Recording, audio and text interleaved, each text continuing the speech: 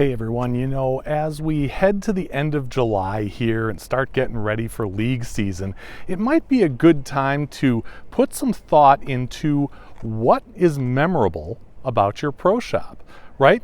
For some of you, it may be what you say. For others, it may be what you see that can make it more memorable. We have an expert to tell you just how to do that in a bunch of different situations. My name is Andrew Pfeffer. I am the creator, producer, and host of Bowling with the Pfeff, and this is Hot Topics.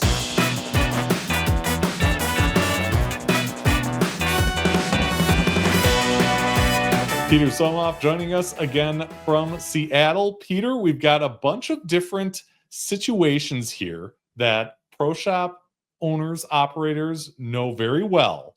And I want to get your take on how you would do each of these things. Let's start with displaying different items. What's your best advice for displaying items effectively, be it bowling balls, bowling accessories? I got you. Slat wall's overused, quite honestly. The hook and things, I would not be lazy. If you want to know what the best advice I could give you would be to take a look at stores around you, and you will look at that they use different materials to advertise things. Different, not materials as in posters, but I mean different structures. So you have different levels of things, so everything doesn't look the same. What you display is not important. It's how you want people to approach it, right? Yeah. We have signs all over our pro shop saying Durling included, and yet nobody sees it. That's our fault for how we're doing it, right? So we have to change how that's done. So that's part of it. I would say the other part would be make your own things, make your own shoe display. You know, it depends on the space you have.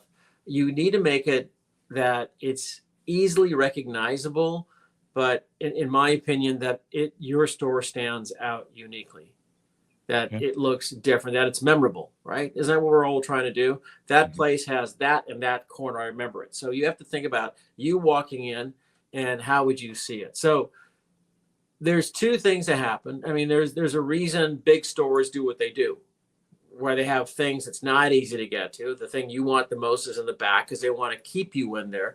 And they don't necessarily have to have people talk to you, right? Because you're spending that time.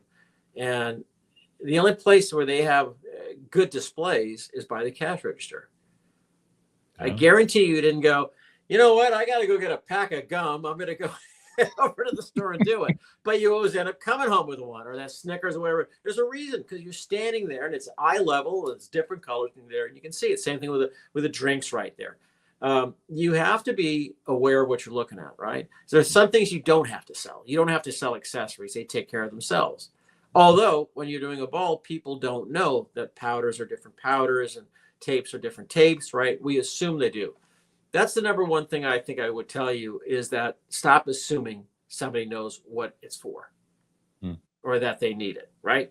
Your regular people come in, but others don't have an idea. Oh, I'm really sticking. Should I get a rosin bag? No, you're going to, yes, if you want to fly through the ceiling, absolutely. But that's that part of it. Stop speaking bowlerese. Stop speaking your little vernaculars that nobody else gets but you. That I'm not going to tell you I don't understand it, but they don't, you know. And I think that's part of that. Make things easy. Well, and you have to know what's important in your place, in your center. If you have high caliber players everywhere, that they need something different. If you need, have lower caliber players, I would have, instead of the latest, newest hot dog shoes, I'd have the beginner, I've even done things where I said, well, hey, this was what it cost you to rent these pair of shoes. This is really bad. Here's what it costs you to rent shoes that everybody else is wearing for a year. Here's what it costs for your own. And the setter wasn't crazy about it, but it worked. I mean, it went through a lot of shoes, right? You could display things. You could display your talents. There was Walmart. Oh, yeah, Walmart. We had Kmart for a long time, and they drilled bowling balls, as well as there was a sporting goods store. I can't remember where it was. I sent one of my employees to go get a ball drilled there. Buy a ball, have it drilled. And I said, could they please have the spec sheet of it? And sure, they didn't care. Some kid. I felt bad for the kid who was learning, right? But then I said, drill a ball for yourself. It was just a conventional, same thing. And I said, just put them both in the window with the spec sheets and the 2 balls and let the people decide. And they did. And the funny thing happened is this woman comes with her daughter into the pro shop one time, just upset. And I said, hi, what's the matter? She goes, my daughter drills bowling balls at Kmart and you're making it really hard for her. And I said, I'm sorry. I don't mean to do that. And I said, so here, let's help. You know what this tool's for? And she didn't know what the tool was for, or she didn't know what this was for. And I said, and I explained everything kindly. And then, of course, the worst thing that could happen. Her mother bought a ball from us. And that was it. And I made friends with a girl and helped her out in the future. But that's it. So that's part of that, right? You have to make it unique to you. Mm-hmm. Yeah. And look at other stores. Like I say, just look at other places. Sure. They're out there for you to do that. Especially the one-off stores. I don't mean go look at a big corporate store. Look at the one-off stores. Go to everybody's got a street where they have local merchants. Go look at those and see what they do. And you can also tell they're into what they're doing, which makes you want to buy there, right? Right. You got it. All right. It all starts with greeting the customer, right? Yeah. You got old customers, new customers, and people who are there to just kick the tires. How do you greet them? I don't think of them as customers. I think my people don't think of them as customers. We don't attack them when they walk in the door. We make a safe place. That's really the safe place, meaning that you can walk around and not get hammered, right? And everybody's got a different approach. I may walk up eventually when the guy's got his phone out looking at it, comparing everything about the ball and reading. And I said, are these guys talking to you yet? And we'll just get, what are we after? He goes, well, I'm trying to find this. A friend of mine did this and this. And I said, okay, cool.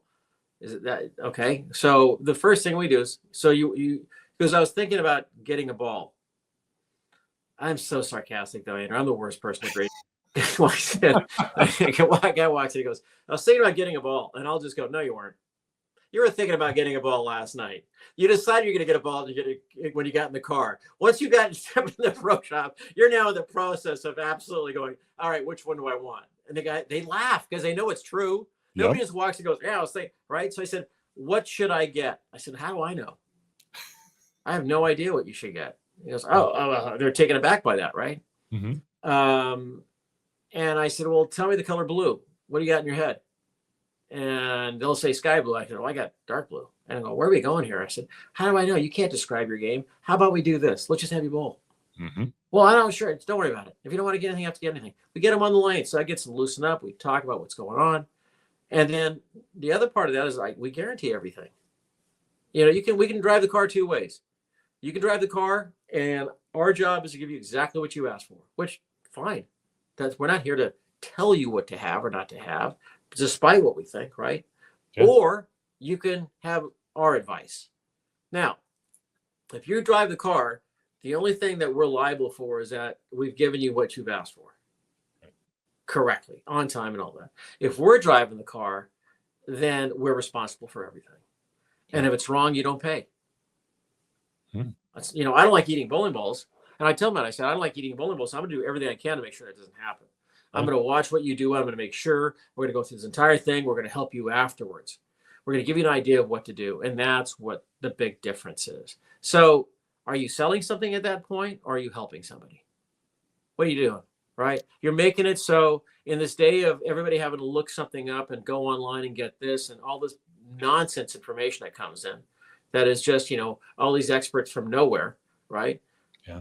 People just want quiet. Just help me what I see. So if I get you in the right thing and then go look at that, see that, and give you a couple things to do, and you actually get a little bit of a lesson, an idea, I've given you a chance to continue. So what is my focus? What is the focus of any of my pro shop? We want to keep you in bowling.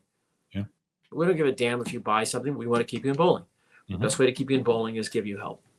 That's it. That's fantastic. Yeah. All right. So,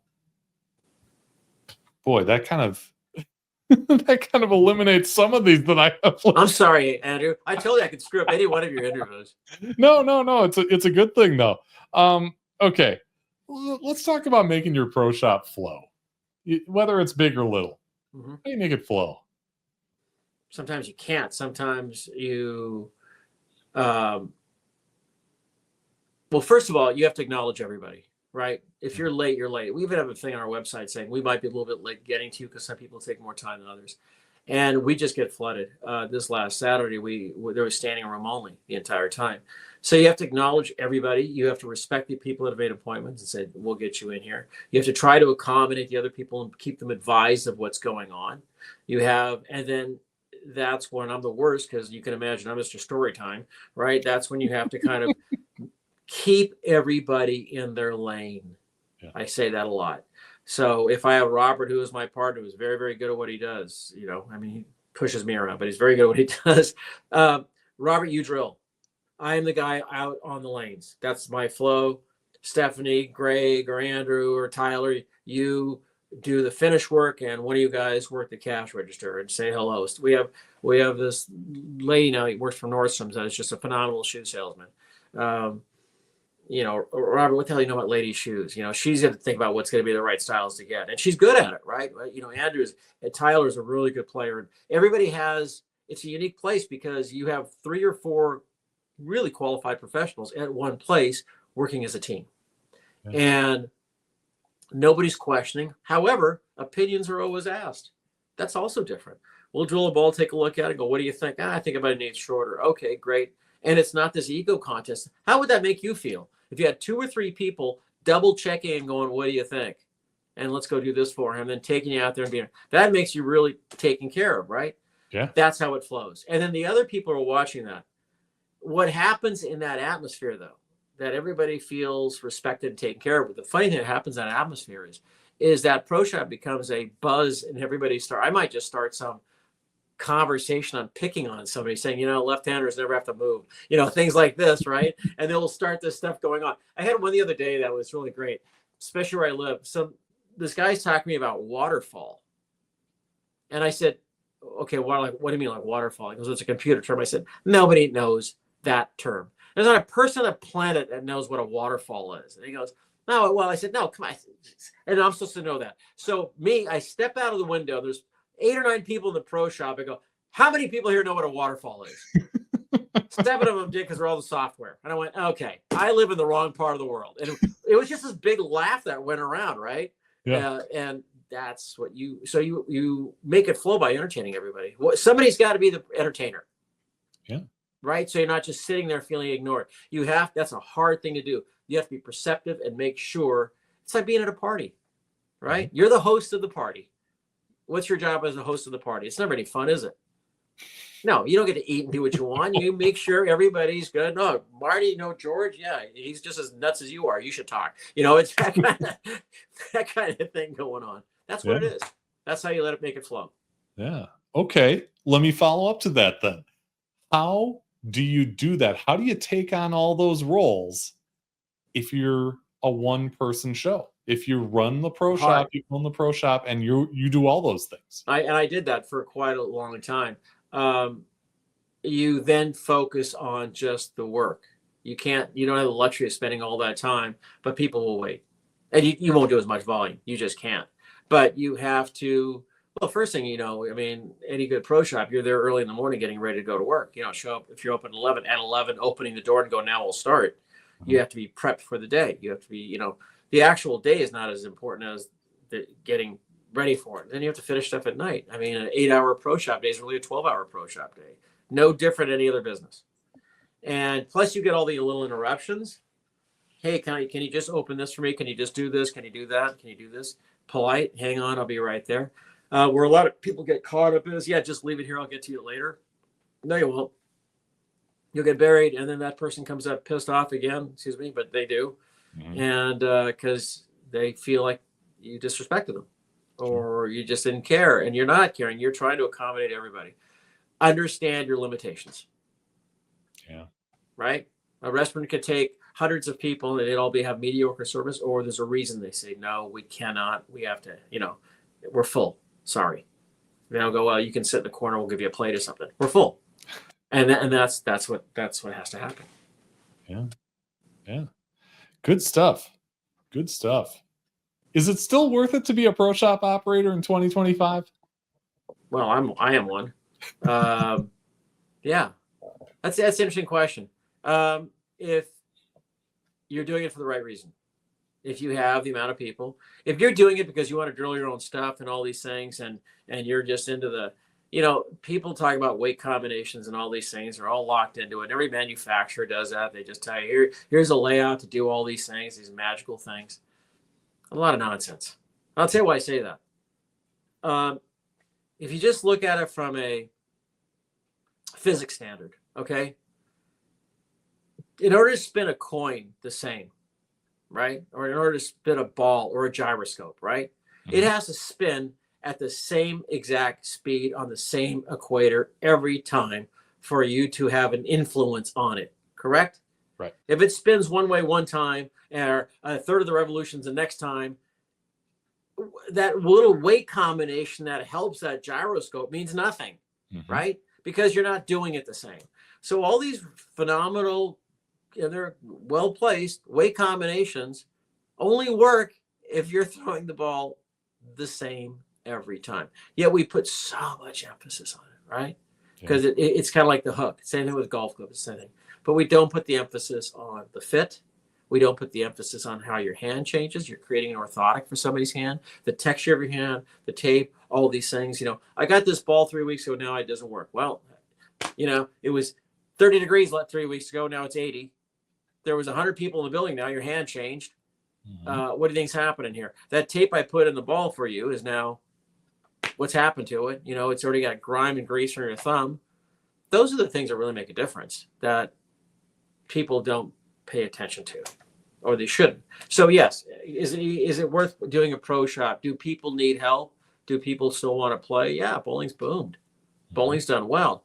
But like anything else, if you go, Brunswick did this years ago, and I don't mean to pick on them, and several people have done that. They used to have a ball leagues.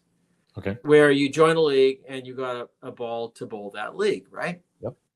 And they got you in there and they got you your ball, and nobody was happy because the pro shop got $10 for drilling the ball, and you get this plastic ball that does nothing. But in your mind, you go, well, wait a second, I got my own ball and I still have no ability, and my score is still 0. It's worse because now this fits and I'm actually throwing it harder. I'm going to go do something else. They never followed through, right? So you have a certain amount you have to ask yourself, why are people not doing it when they're doing it? It's because they're not going anywhere. The worst feeling is that you've done all you can to make a good shot and you're penalized, not rewarded. There's nothing else you can do if you've done everything right. Mm-hmm. And that's if you're in it for that reason, a pro shop, people will recognize that. Location's part of it. If you're you have to be in the right place. Location. There's no question about that. That's it. But yes, if you're in the right place, the right time, and the right mindset, it's a great business. Yeah, for sure. Well, that's awesome. Thank you for all the. Of course, that's a good question. And for those of you who are either maybe before your Have a Ball League or after your Have a Ball League, if you got a few minutes, take a look at Ipsia.com. It's a great resource. Also shows all the benefits of membership and all kinds of other good stuff. And you can see all the back episodes of Hot Topics too. And by the way, if you like what you saw here today, please like this video, subscribe to the channel. It's easy, it's free, and it's the best way to help us continue to make great bowling content.